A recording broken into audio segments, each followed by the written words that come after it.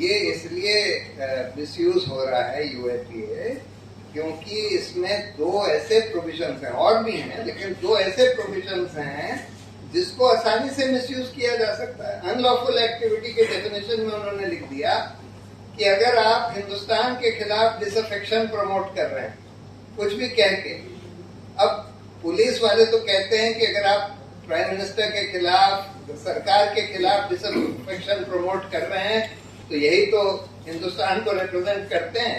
Government जो है हिंदुस्तान को रिप्रेजेंट करती है, प्राइम मिनिस्टर भी रिप्रेजेंट करते हैं, तो इसलिए आप अनलॉफुल एक्टिविटी कमिट कर रहे हैं। और दूसरी जो प्रोविजन है वो बेल का नॉर्मल कानून ये कहता है कि भाई आप को बेल देनी पड़ेगी अनलेस तीन में से एक कंडीशन प्रेजेंट हो। पहली बात कि आपको अगर बेल दी गई तो आप भाग जाएंगे, आप ट्रायल ही नहीं अटेंड करेंगे। दूसरा, बेल दी गई तो आप एविडेंस से टैंपर करेंगे। तीसरा, आपने बहुत कोई खतरनाक ऑफेंस किया है, बेल दी गई तो आप इस तरह के और खतरनाक ऑफेंस रिपीट करें, नहीं तो आपको बेल देनी पड़ेगी। लेकिन इस कानून में यूएपीए में ये लिखा है कि मैजिस्ट्रेट तब तक बेल नहीं देगा जब तक वो ये ना रिकॉर्ड करे कि भाई इस अक्यूज के खिलाफ तो कोई प्राइमा फेसाई केस भी नहीं। तो अगर एक झूठा विटनेस का बयान पुलिस ने किसी के खिलाफ लिखा दिया है तो मैजिस्ट्रेट ट्रायल के पहले कैसे बोल देगा कि भाई ये विटनेस का बयान झूठा लगता है या झूठा है? तो ऑब्वियसली बेल डिनाई, मतलब बेल देना बहुत मुश्किल कर दिया गया है इस कानून में। और इसको और खराब करने के लिए सुप्रीम कोर्ट ने एक ऐसा जजमेंट दे दिया जिसमें यह कह दिया कि बेल देते समय कोर्ट ये भी नहीं देखेगा कि जो एविडेंस इसके खिलाफ दिया जा रहा है ये एडमिसिबल है कि नहीं, लीगल है कि नहीं।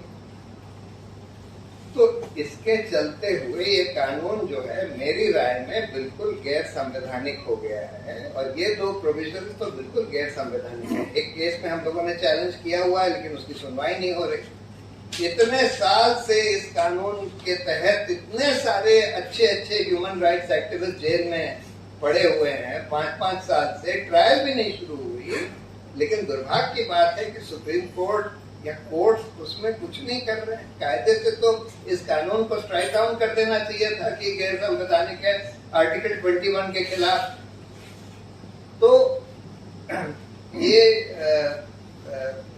कारण है। लेकिन सबसे बड़ा कारण तो ये है कि आज जो एजेंसीज इस कानून को इम्प्लीमेंट कर रही है, एनआईए, ये सरकार की कठपुतली बन गई, become a puppet of the state, of the government, and that is why it is using this law to harass, intimidate, incarcerate activists who are opposing the government, activists who are opposing the development model, activists, journalists, politicians, सभी को इसमें implicate किया जा रहा है।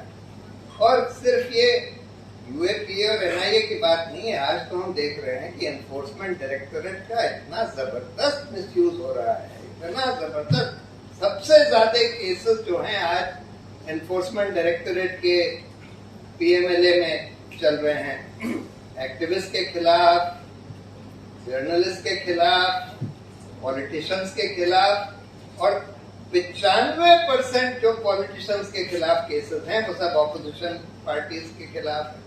और हम देखते हैं जैसे शरद पवार, अजीत पवार और इस तरह के जो लोगों को ये लोग इम्प्लीकेट करते हैं, जैसे ही वो सरकार ज्वाइन कर लेते हैं, भाजपा ज्वाइन कर लेते हैं, उनको छोड़ दिया जाता है। बिल्कुल जबरदस्त दुरुपयोग किया जा रहा है इन एजेंसीज का और कानूनों का। पीएमएलए को ले लीजिए, यूएपीए को ले लीजिए, या इस तरह के और कई सारे और भी एजेंसीज हैं, इनकम टैक्स का, सीबीआई का भी दुरुपयोग किया जा रहा है, सभी का दुरुपयोग किया जा रहा है। तो इसलिए, और देखिए ये जो मिसयूज है या ये कानून है, ये ऐसा नहीं है कि सिर्फ ये भाजपा ने बनाए हैं या भाजपा ही इसको यूज कर रही है। जब जहां जहां ऑपोजिशन को चांस मिलता है वो लोग भी इसका मिसयूज करते हैं। अब कम से कम उन लोगों को ये बात समझ में आ जानी चाहिए, जब उनके खिलाफ इतना ज्यादा दुरुपयोग किया गया है तो सबको ये बात समझ में आ जानी चाहिए कि ये बड़े खतरनाक कानून है और इस तरह से एजेंसीज का दुरुपयोग करना बहुत ही हमारे लोकतंत्र के लिए खतरनाक हो सकता है। और अब जो इन लोगों का अपॉइंटमेंट का प्रोसेस है, देखिए सीबीआई डायरेक्टर के लिए तो सुप्रीम कोर्ट ने बोल दिया कि अपॉइंटमेंट जो है वो एक कमेटी के द्वारा होगा जिसमें प्रधानमंत्री, लीडर ऑफ ऑपोजिशन और चीफ जस्टिस होंगे। लेकिन एनफोर्समेंट डायरेक्टोरेट का अपॉइंटमेंट पूरा सरकार के हाथ में है, एनफोर्समेंट डायरेक्टर का। उसी तरह से एनआईए चीफ का अपॉइंटमेंट पूरा सरकार के हाथ में है। तो बहुत ही क्रिटिकल इन्वेस्टिगेटिंग एजेंसी जो सीबीआई से भी ज्यादा अहम हो गई हैं आज के दौर में, उनका अपॉइंटमेंट पूरा की पूरा सरकार के हाथ में है और उसका मिसयूज करके सरकार उनको अपनी कठपुतली की तरह यूज कर रही है। तो ये भी सबको समझना पड़ेगा कि भाई ये जो क्रिटिकल एजेंसीज हैं इनका अपॉइंटमेंट जो है, इनके डायरेक्टर वगैरह का अपॉइंटमेंट एक स्वतंत्र कमेटी के द्वारा होना चाहिए।